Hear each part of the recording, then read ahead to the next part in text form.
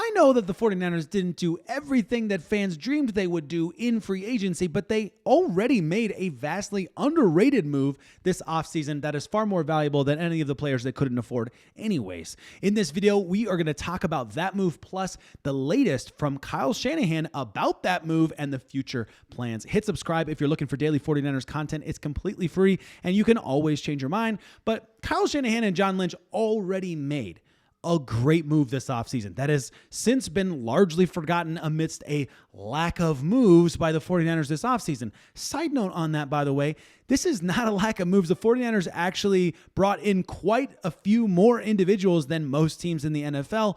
Just none of the big splash moves that the fans are always understandably vying for. Kyle Posey from Niners Nation covered the latest from Kyle Shanahan on this move and what the 49ers will do if Robert Salah moves on after even just 1 year.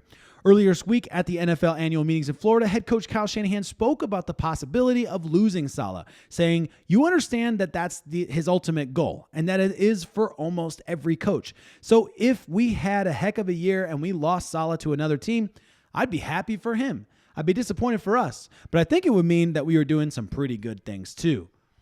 That's how the team lost Salah, D'Amico Ryans, and Mike McDaniel. It's also why they've lost other assistants like Clay Kubiak over the years. Shanahan will be prepared for Salah's departure this time, so that's something you've got to be prepared for in this league.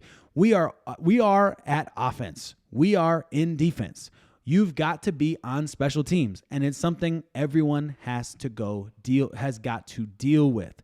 That is Kyle Shanahan talking about what the 49ers are going to do and just being prepared for Robert Salah going. But what is the game plan if Robert Salah leaves? And that's where Gus Bradley, the other genius move that is vastly underrated, comes in. Gus Bradley, Salah's mentor and coach, who has been a coordinator in the league for a dozen years and a head coach for another 4, is the not so under the radar successor on the coaching staff this season. When Shanahan discussed looking for a special teams coordinator, he said, "I want somebody familiar with building game plans." You'd think that if he values experience in one area, he'd feel the same about defense. Well, Bradley has about as much experience as you could imagine. So here's the take that Gus Bradley, Salah's mentor and coach, would be there in the event that Robert Salah is gone. It'll be interesting to see if Bradley, who has long been a heavy cover 3 coach who doesn't blitz, puts his fingerprints on the defense. If so, and is successful, or even if Shanahan likes the way Bradley runs meetings, interacts with the players, etc., then there's a good chance the succession plan for Salah is already on the roster. And I'm almost done here. It's a shorter video today, but Kyle Posey had this one from Niners Nation. David Bonilla from 49ers Web Zone wrote a similar article and just added a take from Nick Wagner and his thoughts on Gus Bradley. Here's what he said. ESPN's Nick Wagner recently labeled Bradley's hiring as an under-the-radar move that could pay off big time for the 49ers. Here's what he said. While adding Bradley didn't generate as many headlines, it's a move that could pay dividends in the short and long term. Bradley has 12 years experience as an NFL defensive coordinator and another 4 as a head coach. And if Salah has success and takes another head coaching job, Bradley would then become an obvious candidate to take over as coordinator in San Francisco for Salah wherever he might land. Okay? One more. For now, getting Salah back in the building at the helm of defense in 2025 is a move that already feels seamless for Shanahan and his staff. Here's what Shanahan said. "It feels like we never left. We've got so many people in our building that was here when Salah was here last time. It's really great to have him back in the building." And so just a few thoughts on this. Why do we need Salah so badly with both the older talent, the missing talent, and the incoming young talent? Let's start with the why we need Salah so badly with the older talent, okay? You've got guys like Nick Bosa, Fred Warner. They have played with Robert Salah. So this will be a little bit of an anchoring for them that will feel comfortable, that they can build off of all the experience they've had in the previous years without Robert Salah and what they built on from the very beginning. Then you've got guys like Deommodore Lenoir as well, who has not played with Salah, but is most definitely a leader, most definitely stepping into that, I say older talent. I mean, he's still very young, but older talent in terms of veteran talent, okay?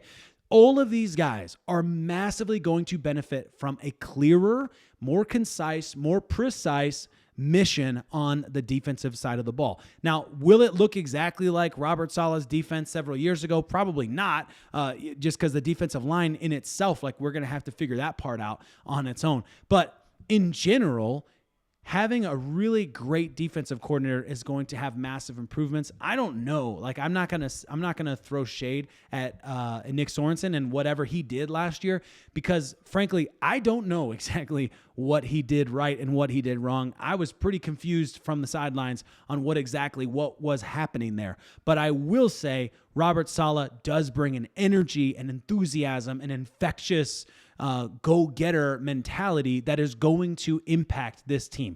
He is a Fred Warner on the sidelines. He is a Fred Warner leader, right? But he was Fred Warner's leader, so I guess Fred Warner's actually a Robert Saleh. Anyway, I'm getting off track here. The other group that I really am thinking a lot about is the missing talent. We need Robert Saleh to fill in those holes. We have massive gaping holes in the defensive line right now. They're going to need to be solved. And it looks like they're going to be solved in the draft. If that's where they're going to be solved. And we've still got other guys, like I'm not forgetting about Drake Jackson. I'm not forgetting about some of these guys who still have a shot, okay?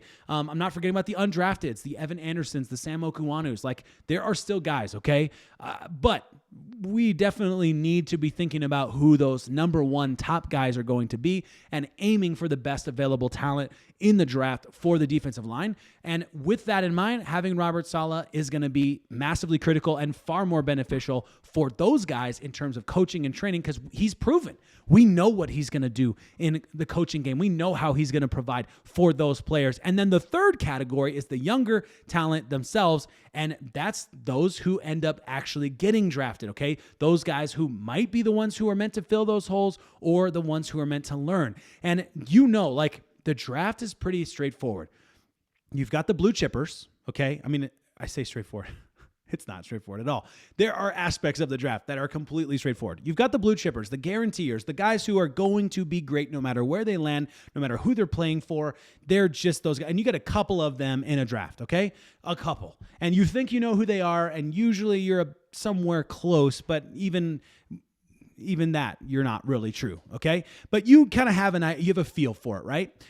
Everybody else in the draft is incredibly impacted by two big things. Number one is the coaching. That's the biggest one, I think.